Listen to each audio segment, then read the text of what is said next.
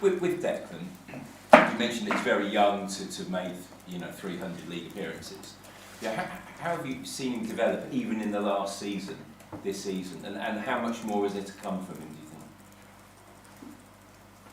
Well, I always said that I don't know where Declan's limit is, because the more you spend time with him and watch him train out throughout games in different contexts and opponents, he just gets better. I think why? Because his fuel to improve is always there. He's so consistent. His physicality is amazing, and mentally he's a player that can cope with absolutely anything, and that's very rare to see. So that's why I think, in my opinion, we have a unique player there, and we have to give him more and more responsibility because he can take it. This week, Emmanuel Petit said he wants to see him to become nasty even with his teammates, and I know you don't sort of respond to what other former players say, but is that something he needs to improve on, or do you see that already, that Declan does have that real edge even with his own teammates? We might not see it on the pitch, but is that it?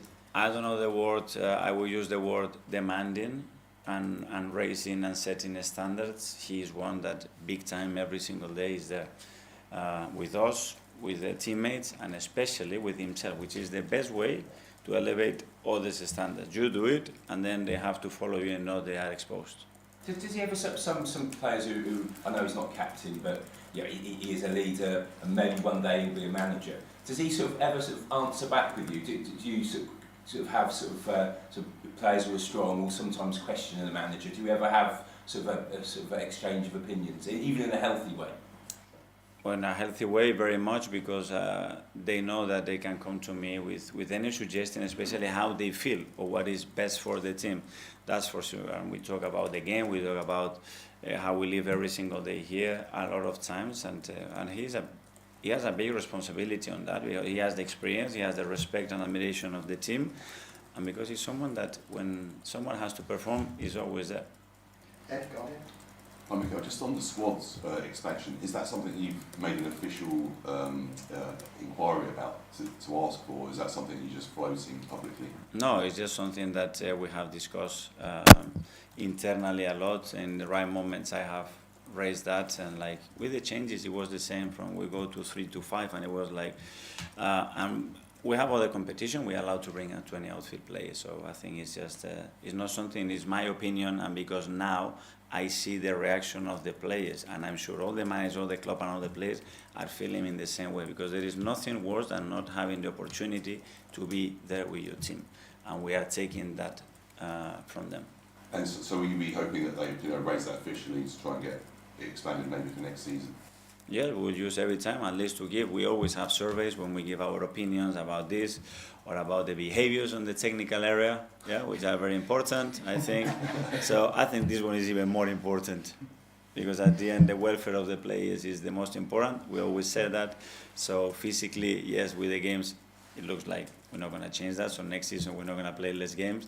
So make sure that at least they can participate and be available if they can help in any of the games. And just on the Leeds game, you obviously lost your last league game, and the sort of narrative is that you're having a bit of a wobble now. How important is it that you... All the narratives except for yours. Well... Yours not. Well, I'm just saying generally. Okay. How important is it that you lay down a sort of marker to put that all to bed? Win tomorrow, perform so well and win, c'est fini. And we move on to the semi-final. That's the best way. Ollie, there you go. Mikael, hi. Yeah, there's a famous quote that I'm sure you've heard from Mike Tyson. I think other people... Sorry? Mike Tyson. Okay. Other people may have said it as well, but everybody has a plan until they get punched in the mouth. And okay. all the good things that you've said since the United game.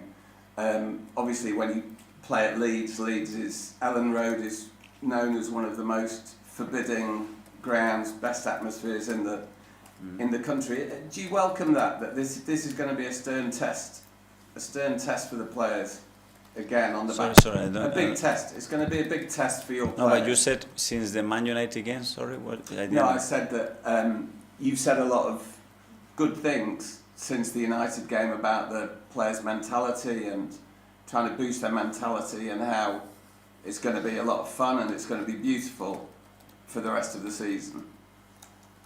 But this is a big test, playing at Leeds, playing in an atmosphere like Ellen Road, which is a a very raucous, hostile atmosphere.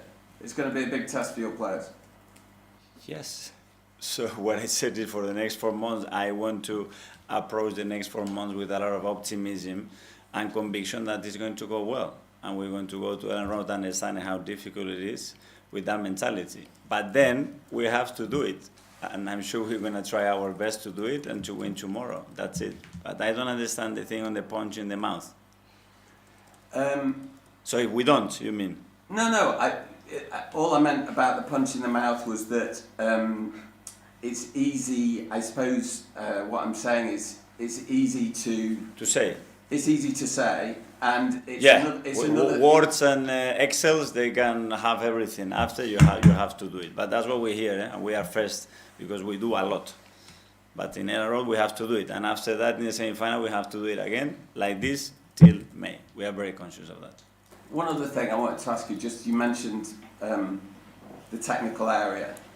Yeah, all leaders, I guess, evolve and grow, and you're no different. Have you made an effort at all to change your behaviour in the technical area, in terms of maybe showing an atmosphere of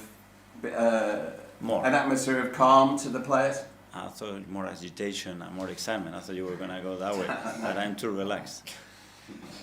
No, have you changed your behaviour? Have you made an effort to change your behaviour? Evolution, always evolution. Yeah. What the players need, what the club needs, what the regulations are. And so you've done that? Yeah, I'm on my way to do that. And then Ellen Road, I will do what I think is the best for the team. Okay, we'll do the last couple. We'll go to Sam from the Telegraph. Okay, you mentioned the survey element, feeding back what you thought. Yeah. And you actually mentioned the technical area. What do you think about it, and what have you said to the Premier League about it? Focus on much more on the players and what we have to do there. And yeah, we are not perfect and we have a limitation and we get out of that. I understand that it's not conscious and we are living the game.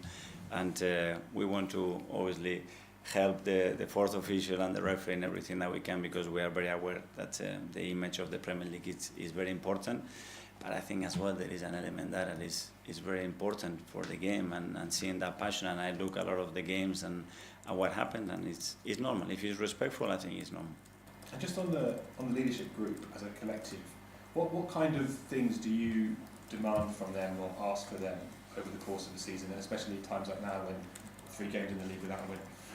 Well, they take ownership and responsibility, and they speak up and talk about how they feel and the things that we have to improve, and have open discussions between us, coaches, the staff, and them. It's very important. And at the end, they have to manage the dressing room, the energy in the dressing room, and if they can do that, much better than me stepping in and doing it. And is that something Martin leads as the captain? Yeah, he's one of the leaders, yeah. And finally, Rick John. Hi, Mikel. Just to get it clear in my mind, when you talk about the squad size, are you talking about the non-homegrown players? Sorry? No, the players that we can name in the squad every week. That's 25, isn't it? No, every week for the game in the Premier League you can have 18 outfield players. Oh, I see. Yeah. Well, would that not? Okay, that's fine. Okay, Yeah. Yeah. all good. That's good. That's great. Thanks so much. All good. That's us done. Thanks, guys. Cheers.